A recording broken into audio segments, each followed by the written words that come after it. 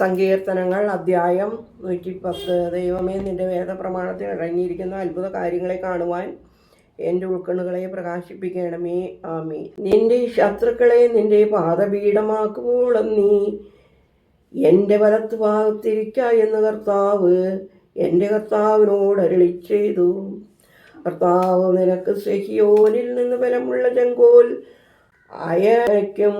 അത് നിന്റെ ശത്രുക്കളുടെ മേൽ അധികാരം ചെയ്യും.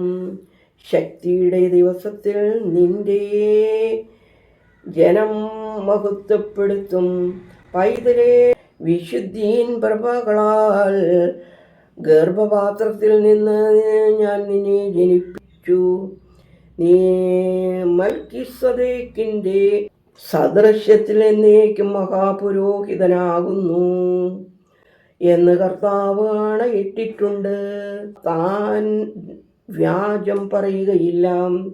കർത്താവ് നിന്റെ വലത്ത് ഭാഗത്തുണ്ട്.